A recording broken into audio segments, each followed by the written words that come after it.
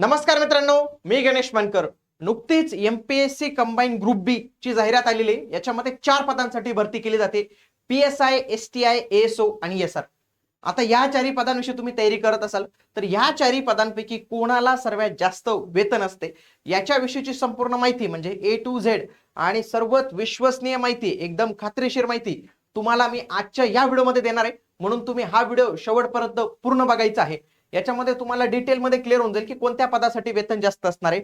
लक्षात घ्या, आपण तयारी करतोय आणि आपल्याला एक मोटिवेशन असतंच, म्हणजे एक सॅलरी हा एक खूप मोठा त्याच्यातला एक भाग असतोच.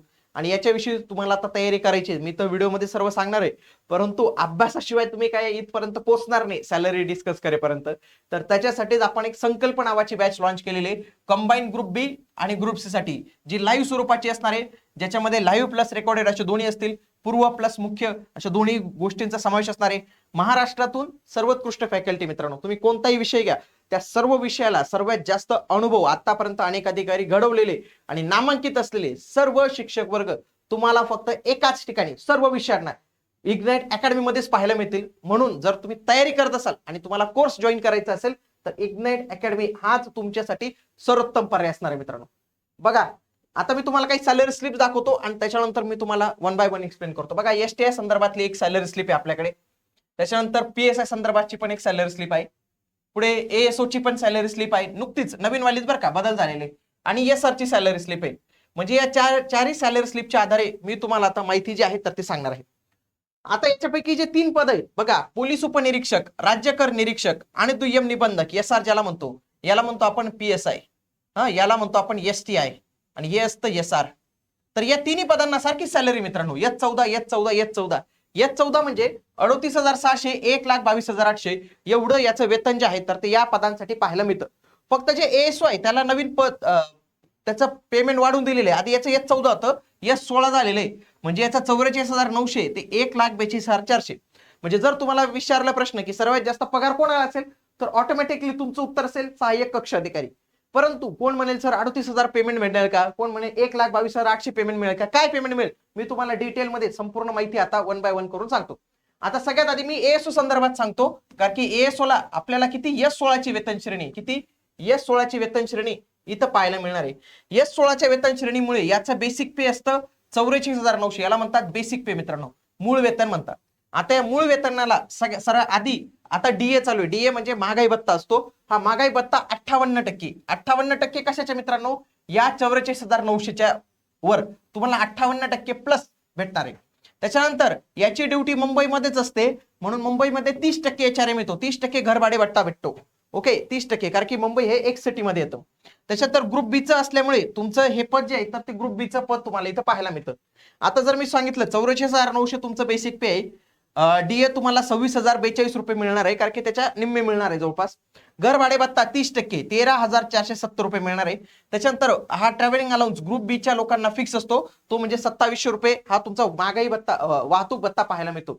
याच्यामध्ये जर पाहिलं सोबतच शासन काय करतं, शासन त्यांच्याकडून काही रक्कम टाकतं आणि तुमची समजा शासन 10% रक्कम देतात, किती 9,932 रुपये एवढी रक्कम तुमच्या याच्यात जाते. टोटल जर तुमची सॅलरी पाहिली तर ती जाते 97,044. हे पहिले वर्ष बरं का, हे पहिल्या वर्षी.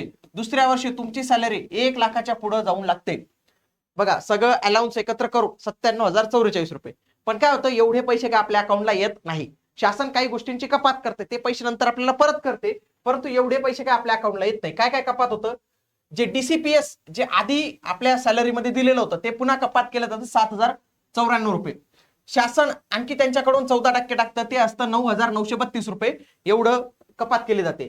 त्याच्यानंतर ग्रुप इन्शुरन्स असतो, हा ग्रुप बी साठी 480 रुपयाचा असतो इन्शुरन्स वगैरे. त्याच्यानंतर असतो व्यवसाय कर, हा प्रोफेशनल टॅक्स महाराष्ट्रात असल्यामुळे याला 200 रुपये फिक्स आहे. आणि एक स्टॅम्प ड्युटी असते तुमची, मुद्रांक महसूल असतो, तो प्रत्येक सरकारी कर्मचाऱ्याला, मग तो शिपाई असो का जिल्हाधिकारी असो, त्याला 1 रुपया भरावा लागतो. तर एवढे सगळे पैसे तुमच्या याच्यातनं कपात केले जातात. याच्यापैकी हे जे 2 आहेत ना मित्रांनो, हे परत होतात बरं का, तुम्हाला परत केले जातात जेव्हा तुम्ही रिटायर वगैरे होतात ना. हे तुमचं पेन्शन फंड आहे, हा पेन्शन फंड आहे, हा परत केला जातो. त्याच्यापैकी ह्याचा काही उपयोग होत नाही, याचा काही उपयोग होत नाही, याचा काही उपयोग होत नाही, हे काय तुम्हाला परत मिळत नाही. जवळपास 17,707 रुपये तुमचे इथं कपात जे आहेत तर ते केले जातात. टोटल जर पाहिलं बघा, 97,000 रुपये तुमचा पगार आहे, 17,000 रुपये कपात केली जातात. जर इन हँड सॅलरी पाहिली तर 79,337 म्हणजे तुम्ही 80,000 पकडा. 80,000 रुपये तुम्हाला पहिल्या वर्षीला इन हँड म्हणजे तुमच्या बँकेत मेसेज येतो क्रेडिट रेटचा, तर तो कितीचा आहे 80,000 रुपयांचा आपल्याला इथं मेसेज जो आहे तर तो पाहायला मिळतो. इथं ही संपूर्ण माहिती दिलेली आहे, वाटल्यास तुम्ही एकदा जो आहे तर तो स्क्रीनशॉट इथं घेऊ शकतात. ओके, याच्यामध्ये संपूर्ण माहिती मी दिलेली होती. आता हे झालं एएसओ ची सॅलरी. एएसओ ची सॅलरी 80,000 पर्यंत गेली. पण एसटीआय असेल, त्याच्यानंतर एसआर असेल आणि त्याच्यानंतर आपलं पीएसआय असेल, या तिघांची सॅलरी काय, कारण की तिघांची सॅलरी जवळपास सेमच येणार आहे. यात 14च आहे, त्यांचं बेसिक पे 38,600च आहे आणि ग्रुप बी ची पद आहे आणि त्यांना पण 58% डीए जो आहे तर तो मिळणार आहे. यांना जर आपण 58% पाहिलं तर 22,388, कारण की काय कमी होईल, कारण की यांचं हाय हेच कमी आहे ना, बेसिक पेच कमी 38,600च आहे म्हणून यांचा डीए पण कमी आला. वाहतूक भत्ता 27 रुपये हा फिक्स आहे. मूळ वेतन आहे 38,600 एवढं आहे. त्याच्यानंतर दोन पद्धतीचे, समजा तुमचं मुंबई आणि पुणे या दोन सिटीमध्ये जर तुमचं ट्रान्सफर झालं तरच तुम्हाला 30% एचआरए मिळतो, नाहीतर तुम्हाला बाकी जवळपास जे शेअर याच्या काही ग्रामीण भागात जात नाही, म्हणून वाय सिटी मध्ये 20% एचआरए मध्ये मिळतो. म्हणजे हा थोडासा फरक पडतो. जर मुंबईमध्ये ड्युटी असेल तर 11,580 रुपये एक्स्ट्रा मिळतात आणि बाकीच्या शहरात असेल तर 7,720 रुपये तुम्हाला एचआरए इथं मिळत असतो मित्रांनो. सोबतच एक डीसीपीएस असतं तर ते 8,568 रुपये एवढे शासन तुम्हाला देत असतं. जर तुम्ही पाहिलं, जर तुम्ही मुंबई पुण्यामध्ये असाल तर तुमचं वेतन किती जाईल 83,806 रुपये एवढं वेतन जाईल. आणि जर तुम्ही वाय सिटी मध्ये असाल तर 79,000 पर्यंत तुमचं वेतन जे आहे तर ते इथं जातं. परंतु काही पैशांची कपात केली जाते. कपात दोघी शहरांसाठी जवळपास समानच आहे. जवळपास 15,318 रुपये कपात केली जाते. त्याच्यामध्ये ग्रुप इन्शुरन्स 480 रुपये, प्रोफेशनल टॅक्स 200 रुपये, मुद्रांक शुल्क 1 रुपया. हे डीसीपीएस शासकीय अनुदान, हे डीसीपीएस तुमच्याकडचं अनुदान हे कपात केलं जातं. टोटल जर पाहिलं इन हँड पगार जर पाहिला तुमचा कपात वगैरे सगळं धरून तर इथं येतं 68,488 रुपये मुंबई पुण्यामध्ये. आणि जर तुम्ही वाय सिटी मध्ये असाल तर 64,668 रुपये एवढं तुम्हाला पाहायला मिळतं. म्हणजे जर मी एक दोघांचा ऍव्हरेज घेतला तर 65,000 एवढी सॅलरी मला इन हँड पाहायला मिळते, म्हणजे या 14 वेतन श्रेणीसाठी.